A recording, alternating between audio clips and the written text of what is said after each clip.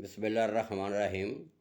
मैं हूं doctor Khan, professor of physics, vice principal FIMS, motivational inspirational speaker.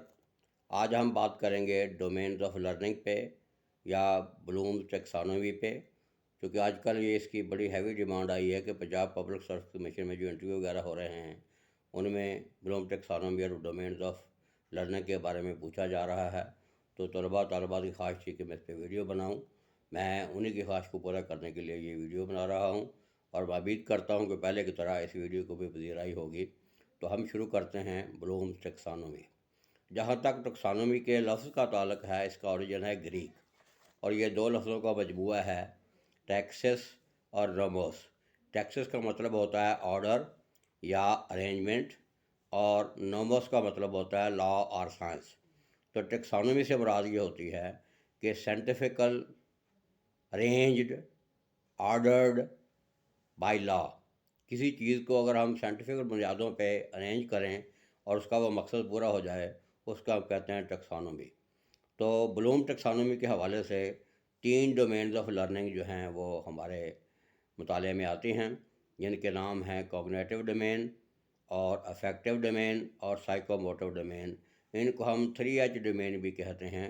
Cognitive domain जो है इसका ताल्लुक हेड से है, अफेक्टिव डोमेन जो है इसका ताल्लुक हार्ट से है और साइकोमोटिव डोमेन जो है इसका ताल्लुक हैंड से है। और यही वो 3H जो हैं वो जब 5H बनते हैं तो उनको हम लाइफ स्किल्स कहते हैं। और चौथा एच उसमें फिर हेल्थ आ जाता है और पांचवा जो है हैबिट आ जाता है और पांचों एच का मजमूआ जो है उसको हम इंसान कहते हैं। तो तीनों डोमेन में अगर इनकी कंट्रीब्यूशन पे जाएं हम, तो तीनों की अपनी का अपनी कंट्रीब्यूशन है और मोस्ट प्रोबेबली बैलेंस सिचुएशन में 1/3 1/3 और 1/3 मिलके ये 3/3 यानी 100% बनती हैं। तो आगे इनके मज़ीद टुकड़े हैं कि कॉग्निटिव डोमेन के कितने स्टेप में डिवाइड किया गया है, अफेक्टिव डोमेन को कितने स्टेप में डिवाइड किया गया है और साइकोमोटर डोमेन को कितने स्टेप में डिवाइड किया गया है। उनको याद रखना वैसे तो बड़ा मुश्किल है, लेकिन मैंने उनके स्पेशल फार्मूले कुछ मेमोनिक की शक्ल में बनाए हुए हैं, उनका आज मैं जिक्र करूँगा। इस तरीके से उनको याद रखना बड़ा आसान है। कॉग्निटिव डोमेन की जब हम बात करते हैं तो उसके लिए जो उसकी 6 स्टेजेस हैं वो फार्मूला कुछ यूँ है, kick ball can almost always seen enjoyable. तो यहाँ से उसकी जो 6 की 6 स्टेजेस हैं उनका हमें पता चलता है। के से बनता है नॉलेज, उसके बाद सी से बनता है कॉम्प्रिहेंशन और ए से बनता है एप्लीकेशन, अगले ए से बनता है एनालिसिस और एस से बनता है सिंथेसिस और ई से बनता है एवेल्यूएशन। तो नॉलेज आपका उस वक्त मुकम्मल होगा जब वो 6 स्टेजेस में से गुजरेगा, यानी इल्म आपके पास हो, उसका कॉन्सेप्ट भी हो, उसको अप्लाई करना भी आता हो, उसका एनालिसिस करना भी आता हो, उसका सिंथेसिस करना भी आता हो, उसकी एवेल्यूएशन असेसमेंट भी आती हो, तो फिर आपकी कॉग्निटिव डोमेन जो है वो मुकम्मल होती है। उसके बाद इसीलिए हम इसको कहते हैं, ये मोस्टली पाकिस्तान में नॉलेज बेस्ड लर्निंग जो है वो तो पाई जाती है, बाकी 2 डोमेन का मसला है। तो दूसरी जो डोमेन है अफेक्टिव डोमेन, जिसका ताल्लुक आपके इमोशन से, फीलिंग से और वैल्यू से है, जिसको हम हार्ट डोमेन भी कहते हैं। इसमें जो 5 स्टेजेस हैं उनको याद रखने का तरीका है, regular rude voices offend the chair. तो यहाँ वो स्टेजेस हैं, आर से बनता है रिसीविंग, अगले आर से बनता है रिस्पॉन्डिंग, उसके बाद वी से बनता है वैल्यूइंग, उसके बाद ओ से बनता है ऑर्गेनाइजेशन और आगे चेयर के सी से बनता है करेक्टराइजेशन। यानी आपके जज्बात, एहसासात या आपकी जो वैल्यूज़ हैं वो जब 5 स्टेजेस में गुजरती हैं तो फिर पक्की बात है कि जो भी आपकी जो है तलबा तालबात को पढ़ाएंगे उनके दिल पे भी असर करेगी और जहाँ वो बात करेंगे उनके दिल पे भी असर करेगी। वो जो शेर है कि दिल से जो निकलती है बात असर रखती है, पर नहीं ताकत परवाज़ मगर रखती है। तो इस सूरत में पूरा होता है कि पहले आप रिसीव करें, यानी आप नॉलेज हासिल करें, उसको आप रिएक्ट नहीं करना, रिस्पॉन्ड करना है, उसके बाद उसको ऑर्गेनाइज करना है, यानी लेसन प्लानिंग वगैरह उसमें आ जाएगी, उसके बाद उसको करेक्टराइज करके बच्चों तक पहुँचाना है। तो ये इस तरीके से आपकी इफेक्टिव डोमेन जो है वो कवर होती है। तीसरी और आखिरी डोमेन जो है जिसको हम साइकोमोटर डोमेन कहते हैं, इसकी 7 स्टेजेस हैं, उनको भी ऐसे याद रखा जाता है और इसका ताल्लुक जो है हैंड से है, यानी डूइंग से या स्किल बेस्ड लर्निंग से। वो स्किल जो जिनमें आप ٹیکنیکل اسکل یا پروفیشنل اسکل جن میں آپ ہینڈ آن ایکسرسائز یا ہینڈ آن پریکٹس کا استعمال کرتے ہیں۔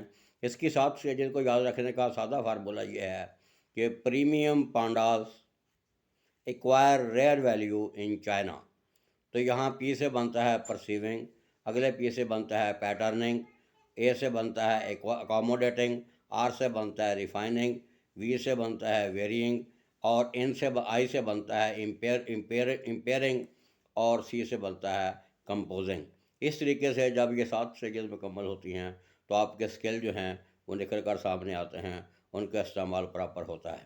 اسی لیے عام طور پہ جب ہم اپنی ایویلیویشن اسیسمنٹ کرتے ہیں، اکثر طلباء اساتذہ مجھ سے پوچھتے ہیں کہ کیا ہم اپنی ایویلیویشن یا اسیسمنٹ جو ہے وہ اپنی پروفیشنسی پرفارمنس بیس پہ کر سکتے ہیں؟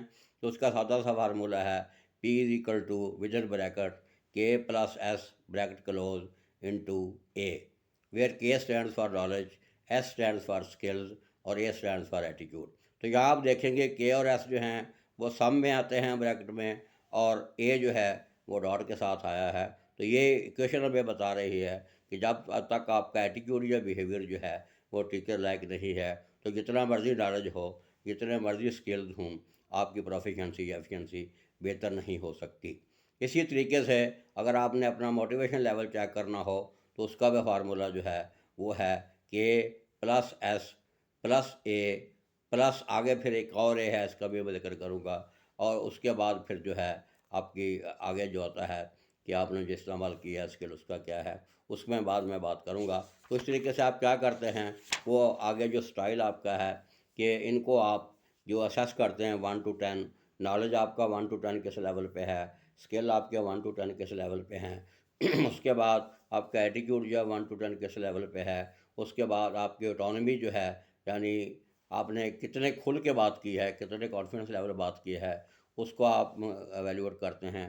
اس کے بعد آپ نے جو اسٹریٹجی استعمال کی ہے اس کو ایویلیویٹ کرتے ہیں، اور پانچوں کا جو اسکور آتا ہے اس کو آپ 50 پہ تقسیم کرتے ہیں اور 100 سے ملٹیپلائی کر دیتے ہیں۔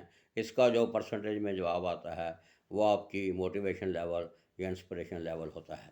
مجھے امید ہے کہ یہ جو کچھ باتیں میں نے کی ہیں یہ آپ کے کام آئیں گی، اور انٹرویو میں آپ ان کو استعمال کریں گے، اس امید کے ساتھ کہ پہلے کی طرح اس ویڈیو کو بھی پذیرائی ہوگی۔ میں امید کرتا ہوں اور پر امید ہوں کہ اللہ تعالیٰ آپ کو انٹرویو میں کامیاب و کامرانی جو ہے اس سے ہمکنار کرے۔ Thank you very much. اللہ حافظ۔